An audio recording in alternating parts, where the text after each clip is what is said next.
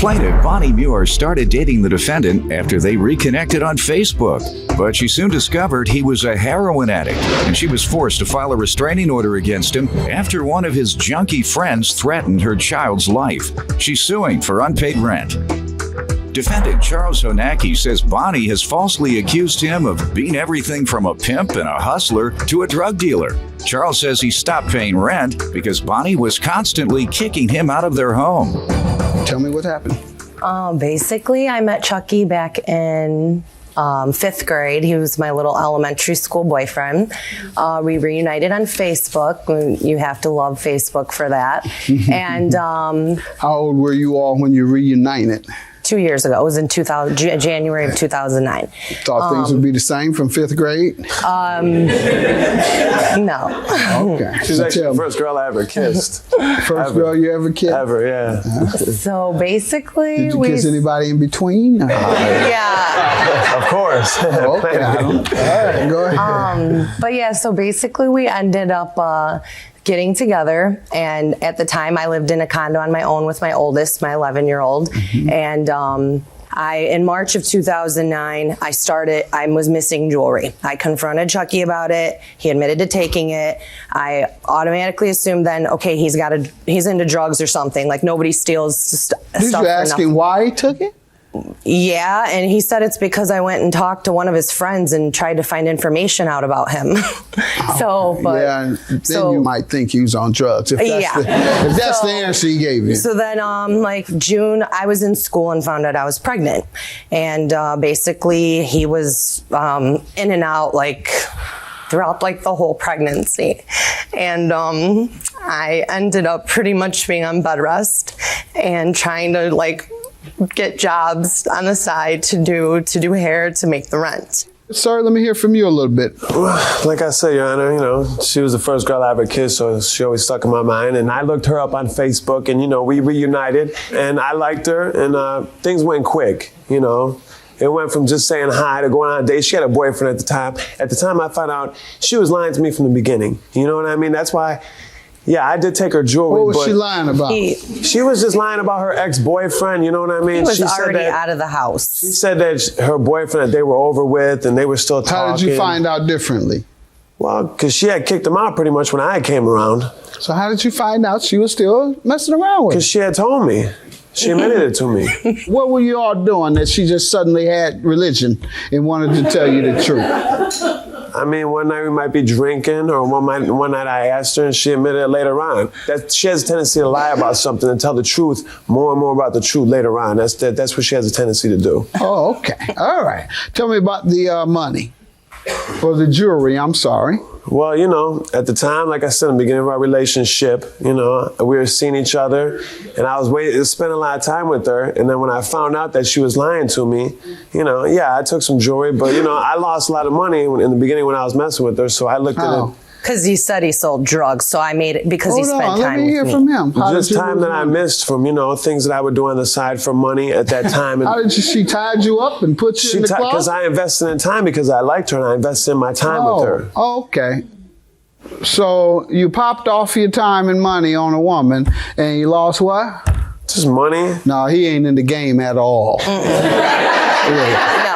No, he wasn't selling drugs. He wasn't in the street at all. He might have been a dope fiend, because that's what dope fiends do. They steal your jewelry and all that, but he wasn't in the game. Plaintiff Bonnie Muir has a child with the defendant, and she claims he was a heroin addict whose junkie friend threatened her child's life. Ma'am? When I first started talking to him, he said he owned a condo in Chicago downtown and had 4 cars, and that he was in school and he had a job. All of it was a lie, I found out. He was in prison for almost 7 years for residential burglary, and I found all of this out pretty much within the first couple months, but it was too late because I was already pregnant. I already found out I was pregnant. So basically what I did is I tried to help him. I had the baby. He got a job after I had the baby. We signed a lease in September of 2010. He got hurt at work probably back in April or June. So he sued them. He got a settlement in November. When we signed that lease in September, he told me, the realtor, and the landlord, we'll have the money, Bonnie, for half the rent. That's why I got into a place that was that much. I could probably afford it on my own, but why should I when he entered a contract with me paying half of the utilities, half of the bills, you know? So basically he got that settlement, gone in 3 weeks, $9,000. So what do you think happened with it? Oh, it went up his nose. He's a cane head? It's heroin. Oh, heroin. He's not a junkie though, because he doesn't use needles. He sniffs it. That's what he says. That's what he tells you? Yeah. Okay, you're not fool enough to believe that. No, I'm not. Okay. So basically after that, December 25th, Christmas Day, I had to take our son, I have a 17-month-old son, with him to the hospital on Christmas night. He had pneumonia. And Chucky, when I came home from my family's, he was in my bedroom going through withdrawals. And I said, it is time. Describe what you saw. He was going to the bathrooms, throwing up, sweats, whatever. And I said, it's time you go to the hospital. Do you want to die? Because I'm taking your son and I think you need to come with me because you can't do this on your own no more. You know, I'm not stupid. Stop telling me that you're not on it. So he came with me to the hospital and they admitted him for 2 days because he was so dehydrated that they admitted him medically. He came home after the hospital, promised he wouldn't do it again. And a week later, he was gone. And then I started getting phone calls from this girl. She's a junkie too. And she's saying she's with Chucky, blah, blah, blah, whatever. Okay, now guess what? I have an issue because now I got 2 junkies. I have a nice home. I have nice things and I need to protect my children and my home and my things. So I had to go get an order of protection so he could not enter my home because he's on the lease. Therefore, the police said he's allowed to come and take whatever he wants. I felt threatened because I had this girl calling me, telling me she's going to kill my kid. Why didn't you get the protection order on her then? They did. She was included in it, and I didn't want him coming to the house stealing more things. I didn't want him. He'd only stolen that one time. He's stolen more than that. He's stolen PlayStation 3 remotes from my oldest, games, on my iPod. Okay. There's been other things that have came up missing. Did you ever ask him to leave?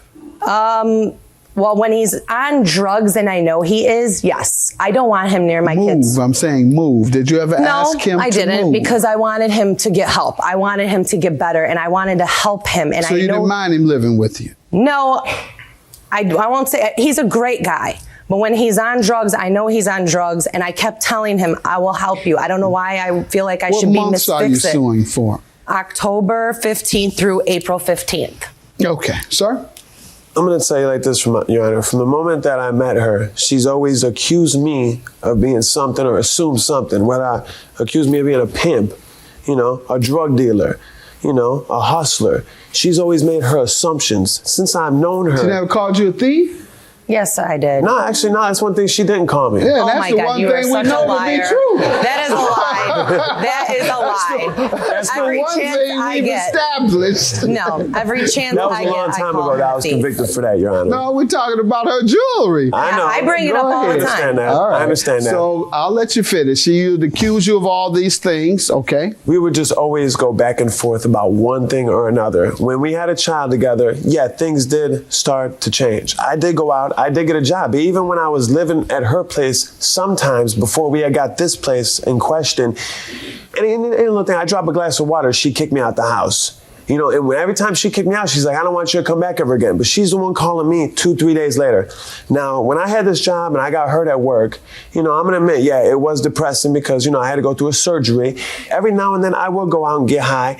And I decided to get help for myself because it got to the point where I didn't feel normal unless I wasn't high. I did it recreationally. I didn't do it every single day and all that. You did what recreationally? Drugs. Heroin? Yeah, drugs. I mean, believe it or not, I don't believe it. That's why. And you shouldn't either. That's why. Because that's why you had to go and get help. Exactly. It didn't turn into recreation. It turned into more of that. That's what I'm saying. She would kick me out. Very quickly, I'm sure. She was kicking me out before the drugs. She was kicking me out before that. Now, this woman right here, I love her. She's my son's mother. But she's held me down a lot. And every time she kicked me out, she's the one who told me, don't come back here. Where did she want me to go? That's my house. That's my rehab. I did eventually. Plaintiff Bonnie Muir has a child with the defendant, and she claims he was a heroin addict whose junkie friend threatened her child's life. What do you say about the month she's suing you for, sir? We fought so much, Your Honor, even to this day, like, we still get along, but sometimes we fight. I believe you. Okay, I got the order of protection right here. What about this writ? She's trying to say I never gave her a dime from the moment we moved in. Isn't that what you're saying? No, she's saying October. From October through what? April 15th. April. If Your Honor, may I present to you this right here? I got from November, I have a $700 Chase cashier's check. Addressed to her? Correct, yeah. To Bonnie Muir. That he claimed was for November. child support. He's also owes me a lot of money in child support right now through the state. And how much was his share of the rent? His half of the rent is $637.50. And this was November. Correct. That was when he got the settlement. He took off because he had the settlement money, so therefore he was so having even a if grand I am old to time. believe this, that's only $1,100. Your Honor, And that's not I had even to change my according to mailing September. address. What? From the U.S. Post Let me see Office. it, I had please. changed my address. That's how much I was not there. This woman would kick me out. Change of address order. So this is to say what? That you weren't living there? Correct. All right. Yeah. When did you move? It was early, about mid-November. So why do you think she's coming up with this big money that she alleges you owe if you moved out? Because we got into a big fight. This was maybe a month and a half ago. We got into a big fight. She knows I got a workers' comp settlement coming, and she wants some money. That's why. Yeah, he's got more money coming, she wants and some my money. son That's why. deserves things. And then 1 week later, she'll call me back, telling me, I'm sorry. You signed the lease, right? The lease Of course is I right signed here. the lease. So you're liable to the landlord. To the landlord, correct. Yes. I And didn't have you paid on his behalf? I have all the checks right here. All right. And if she paid the landlord on your behalf, then you're liable to her. Okay, and I agree with that. I agree. I should have gave I'm her some glad money. you do. Thank you. She paid on your behalf, sir, and you're right. You owe the landlord, but when you're on a joint lease with someone and you fail to pay your share and to avoid being evicted, your co-lessee pays on your behalf, then you owe that person. So you owe her, sir, $4,462. Have a good day. He says he loves you. You gonna take I him do back? love her. I love you, baby. You know I do. No. Why not? He's off dope. Right. He's not off of it yet. He might be high right now. I'm off of that, Your Honor. I think he is. This is how I'm talking about, man. She will never stop. I'm She serious. will not stop. Why are you accusing the man? She accused me of being a I've pimp, been whatever with you him call for it. 2 That's what she years. She says was I wrong am. about that. I know. I never said I was a That's pimp. for the plane.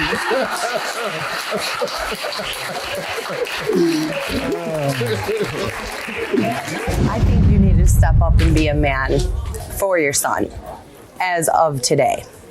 And I think you need to step up and be a woman and start treating a man with some respect. Then be a man. I have that.